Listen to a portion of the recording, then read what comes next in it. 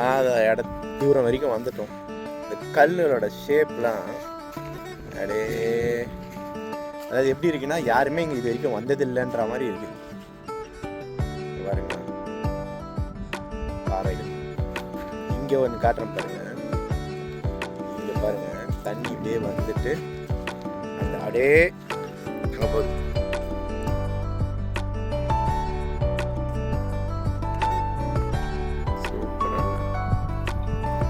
ரொம்ப அழகா இருக்கு. சீகல் ஒரு பாறை மேலேயும் சிப்பி என்னன்றே வழுக்குவாங்க.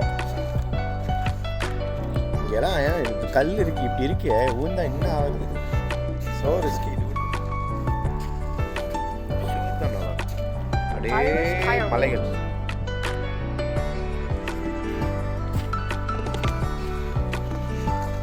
என்ன ஒரு பெரிய டிஃப்ரென்ஸ்னா, இதுக்கு முன்னாடி நாங்கள் கனடாவில் இருந்திருக்கோம்.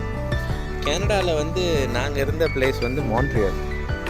அங்கே என்ன ஒரு சிறப்புனா, அங்கே வந்து பீச்சே கிடையாது, பட் ரிவர், சிட்டியை சுற்றி ரிவர். இங்கே வந்தால் இங்கே எந்த சைடு போனாலும் பீச் தான், ரிவர் கிடையாது. இதுதான் 2 different countries, 2 different nature system. பயங்கரமாக இருக்கலாம். அந்த பாறையெல்லாம் பார்த்தா ஒரு மாதிரி வியப்பாக இருக்கு. இயற்கை எப்படி இயற்கை அமைஞ்சிருக்கு பாரு, அந்த ஷேப்பு. எல்லாத்துக்கும் காரணம் தண்ணி தான்டா.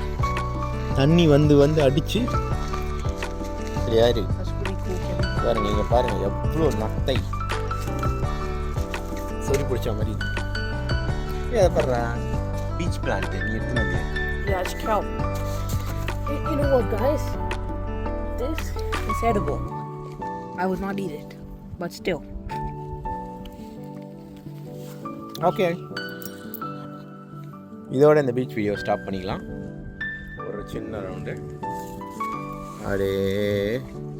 நிறைய இந்த இடத்துல நிறைய மீன் மாட்டோம்னு நினைக்கிறேன். நாங்கள் யூஸ்வலாக வேறு இடத்துல போய் போடுவோம், அங்கே ஒன்று கூட மாட்டாது. ஸோ மீன் பிடிக்கிற ஆசையே போயிடுச்சு எங்களுக்கு. அண்ட் மோரோவர் இது புரட்டாசி மாதம் ஆயிடுச்சு, அதனால் நாங்கள் அந்த அட்டம்ப்ட் கூட பண்ணுறதில்ல. பட்டு இந்த இடத்துல மீன் மாட்டோம், எக்கச்சக்கமாக மாட்டோம். ஏன்னா இதெல்லாம் யாருமே வராத இடம்.